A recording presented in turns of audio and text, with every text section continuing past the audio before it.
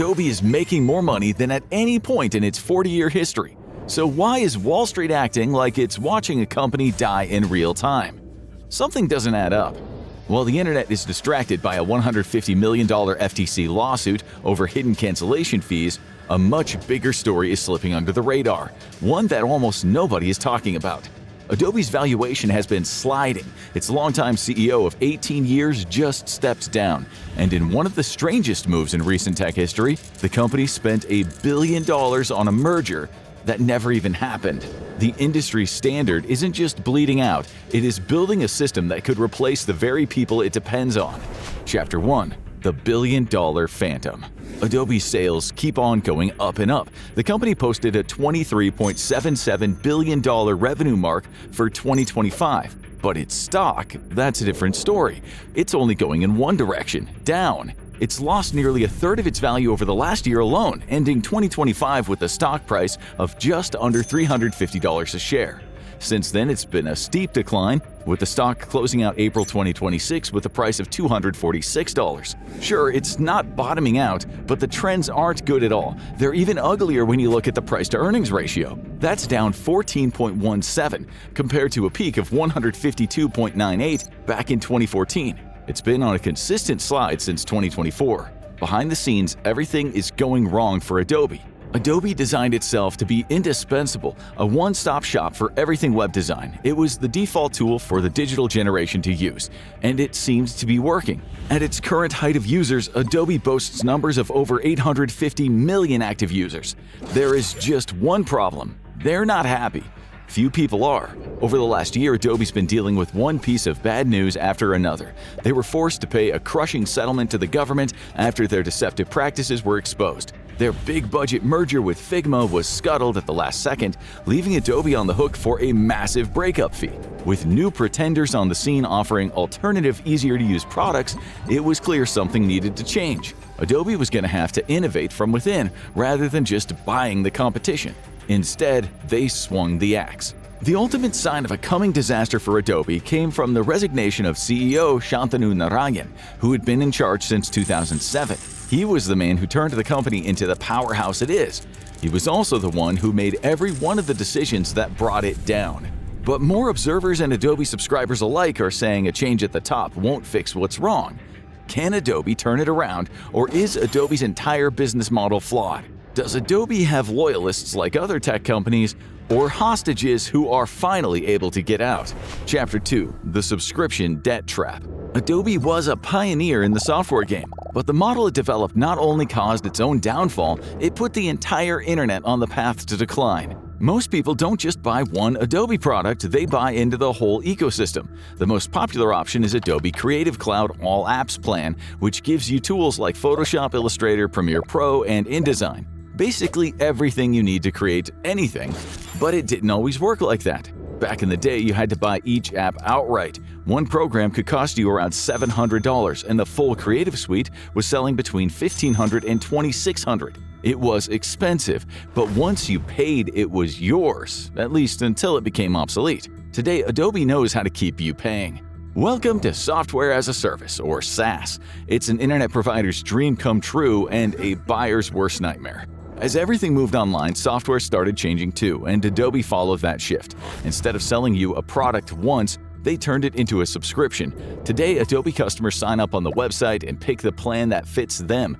The most basic plan, featuring limited storage, can be had for as little as $9.99 a month. But for heavy users or professionals, the top capacity plan with top-of-the-line features will cost between $70 to $105 a month. And you'll be paying that forever, as long as they don't raise the price. It's not hard to see why this is seen as a win for the company. They no longer need to concentrate on winning over new buyers every month. Instead, they've just built themselves a base of passive income, where the same people pay them each and every month. That first month will seem cheap by comparison to the original suite, but let's look at the high end. A high-end Adobe suite costing $2,600 would only take about 2 years to surpass in price if you were paying for the most expensive option monthly. At least you can always cancel when you're done, right? Subscription as a service works best for companies because people will simply forget about the small payment each month unless money is extremely tight. This is one of the main sources of income for streaming services. People keep them casually rather than going through the trouble of canceling. But in the case of the heavier subscription plans where money is noticeable, more people might be inclined to cancel if they're not using or liking the service anymore. That is, if they can figure out how. Adobe is far from the only company to do SaaS, but it got in the most trouble for its business model. In June 2024, the Justice Department filed a lawsuit against Adobe for predatory practices that essentially locked customers into a subscription. The main complaint centered around the popular annual paid monthly subscription, which carried a hefty early termination fee that could cost customers hundreds of dollars if they tried to get out of the yearly deal. Not only was the company not upfront about this, but it set the subscription deal as the preset default, only showing the monthly cost. Many people signed up and then were in for an unpleasant surprise. Like a lot of subscription services, Adobe didn't make it easy to leave. The fine print was buried and the cancellation button wasn't exactly front and center. Turning off auto-renew wasn't really an option either, so if you wanted to cancel after a year, you had to time it perfectly. Cancel too early and you would get hit with a fee. Cancel too late and it just rolls into another year, and the whole cycle starts again. The government had Adobe dead to rights. They argued the company was breaking consumer protection laws by making it so hard to cancel. Those who tried were met with frustrating mazes of steps, unsolicited offers, and intimidating warnings. And it would cost Adobe $150 million, with part of it going to repay customers, as well as an injunction against many of their predatory tactics. But the bigger damage wasn't to Adobe's pocketbook, it was to its reputation. Adobe had gained the vibe of a company that was at war with its users. It wanted to trap them in a web of subscriptions from which there was no escape. It felt less like a partnership and more like a hostage situation. Adobe didn't think that it had to watch its flank. It was the dominant figure in web design, and it had been for well over a decade. The company wasn't just a household name. Photoshop was synonymous with their service, to the point that it was used interchangeably with generic terms. Most people didn't even know about competitors, and the company had locked its users into a cycle that they didn't expect them to break out of anytime soon. But there was a new competitor out there, one with a far friendlier face. Chapter 3: The Canva Insurgency. Canva, an Australian-based software company, launched in 2013. In some ways, it looked a lot like Adobe right out of the gate. While Adobe focused on high-level users with an emphasis on professionals, Canva was based around a simple browser model. Those who tried it didn't feel like they were trying to solve a complex problem, they just felt like they were having fun. And sure enough, people liked that. When Canva launched, it very quickly got big money investments from venture capitalists around the world. In its first year alone, it picked up 750,000 users, but the vast majority of them weren't paying customers. That's because Canva was taking a huge risk that Adobe never did. It was operating on a freemium model. While Adobe started out as an expensive one-time package and became a subscription service, Canva was simply a website. You could go to the page, access basic templates, and get what you needed within limits. But if you needed more, Canva had an offer for you. Canva Pro is a bargain compared to Adobe, offering $15 a month or $120 a year deals for their top plans. Canva reached profitability for the first time in 2017 and has been growing ever since. As of 2026, there are 260 million active monthly users on Canva, and 31 million of them are paid subscribers. Users say the system is more intuitive than Adobe's, and casual users are quickly becoming devoted users as the site gains more and more momentum. And so Adobe panicked, and that led to one of their biggest mistakes ever. Believing it needed to compete in the casual web design market, Adobe made a play for another competitor, Figma. It was an independent web design company that had a similar business model to Canva. Adobe had made a bold offer of $20 billion in cash and stock for the company, promising users that Figma would retain a degree of independence. It hoped that this would stem the loss of users to competitors like Canva, but many tech experts had seen mergers like this before, and they rarely worked out for the smaller company. The skepticism turned into a crash. In 2022, as the merger moved forward, Adobe's stock dropped about 17%. Investors were already nervous about how much debt it would take on. And then regulators stepped in. The Department of Justice and the European Commission both launched antitrust investigations. What followed was more than a year of back and forth, with growing skepticism around the deal and Adobe's broader strategy. Eventually, both sides walked away and the merger was dead in the water. Because Adobe had failed to secure the approval, they were on the hook for the $1 billion breakup fee, another hit they could scarcely handle. It was just in time for the biggest earthquake to hit the graphic design world. Chapter 4: The Great Creative Betrayal. In 2022, ChatGPT arrived and AI stopped being niche. It became part of the creative mainstream, whether people were ready for it or not. Suddenly, every company rushed to build their own version, from Google's Gemini to X's Grok. Everyone was trying to stay in the race, and it wouldn't be long before Adobe got in on the act. But it's how they did it that raised eyebrows. For almost 2 decades, Adobe's users created everything inside the ecosystem. They would edit their work with Adobe tools, then upload it to the cloud to store or share. And over time, that content didn't just sit on their machines anymore, it lived on Adobe servers, and it belonged to them. As of June 2024, users were prompted to agree to new terms of service to continue operating their Adobe software. This wasn't something new, as the terms of services get updated regularly on most sites. Most people agree without reading the terms and conditions, but this was different. Creatives were now on the lookout to see how all their companies would respond to the growing influx of AI in the creative arts. What they found about Adobe shocked them. The new terms of service required users to grant the company a non-exclusive worldwide royalty-free license to all content uploaded or processed by Adobe's cloud services. To terrified creatives, that vague phrasing made it sound like nothing ever created on Adobe fully belonged to the user anymore.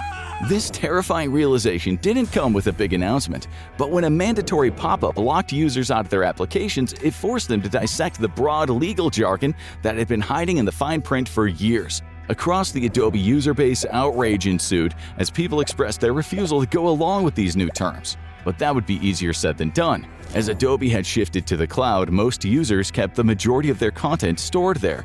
They didn't have access to it outside the Adobe environment. To get access to their account, they needed to agree to the new terms and conditions. Reports abounded of people being locked out of important documents until they signed, and most did. But the backlash did lead Adobe to clarify that they wouldn't train their AI tool on user data. However, that did little to repair Adobe's reputation among users. Many people wondered if it was even a creative tool first and foremost anymore, or a data mining operation.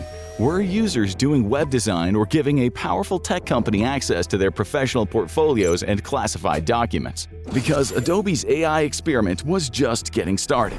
Chapter 5: Firefly, the Cannibal King.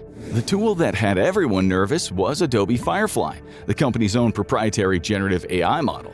Like all the other big-name AIs, Adobe's entry was tailored toward its user base. That meant it was essentially a way to automate all the grunt work of graphic design. The tool could aid users in creating both text-to-image and text-to-video material, as well as create its own voiceovers, turn images into videos, and add sound effects to videos and presentations.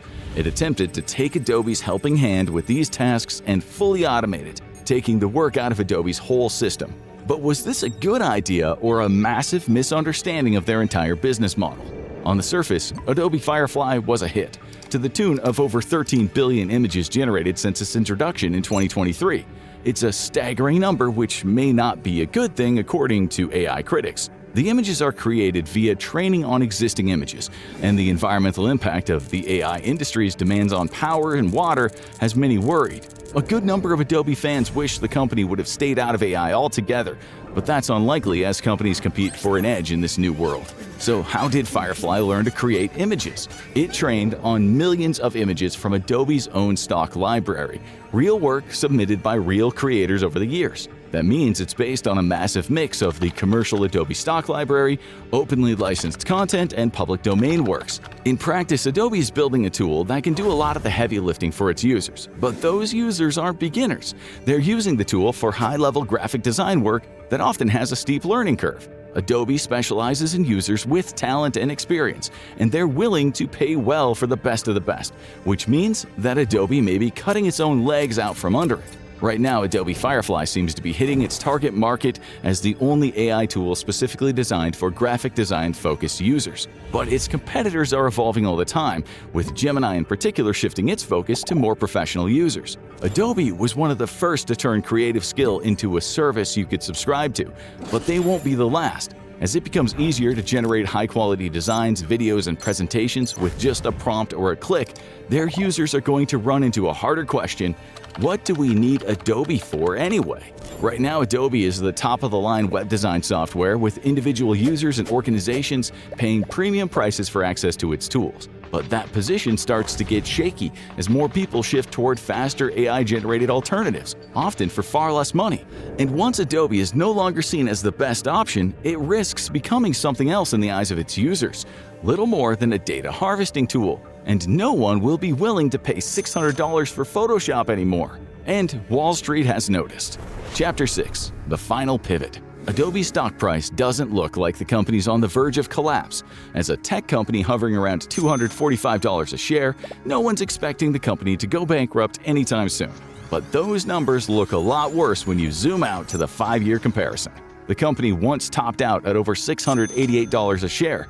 That's a precipitous 64.4% slide to its current state. While it dropped heavily in 2022 when the merger was announced and recovered in 2023 thanks to the AI boom, but now the slide seems to have no end in sight, and it's lost over half its value in the last year alone. And when the Wall Street sharks smell blood in the water, things rarely get better. Adobe's profits are high because it's found new products to sell to its customers. But its business model is based entirely around selling new things to its loyal customers, locking them into contracts. And that sometimes gets them in trouble for shady business practices. The very industry Adobe helped build is now starting to undermine itself. As AI takes over more of the creative process, the cost of traditional tools starts to look harder and harder to justify. And Adobe might be throwing dirt on its own grave. Adobe's move into AI carries real risk. It can end up alienating the very thing that's kept it going, its creative users. Currently, Adobe is teaching those same customers to rely on automation to produce high-quality work with less effort and less of the traditional skill in the process. But that creates a strange dependency.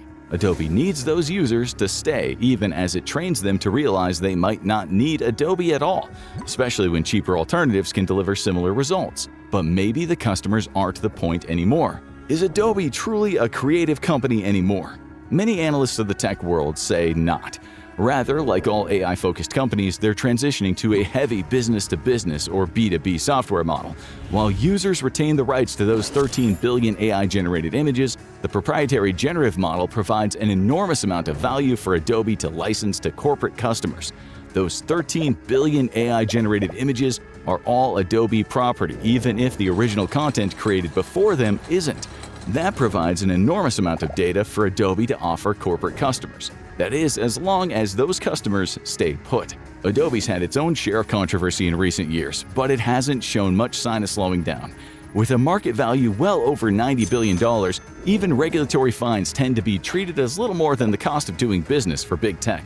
Adobe's likely to go full speed ahead, working to amass more data through Firefly and monetize that for its future as an AI-driven information company. And at that point, will it even need customers anymore? That's the question no one can answer. Adobe's stock price is sliding with no end in sight, but the company is confident its investors will turn things around. However, if its subscriber base leaves before it's reached financial viability, the most well-known design software on the internet may have successfully redesigned itself out of existence. Adobe isn't the only company staring at a possible extinction scenario.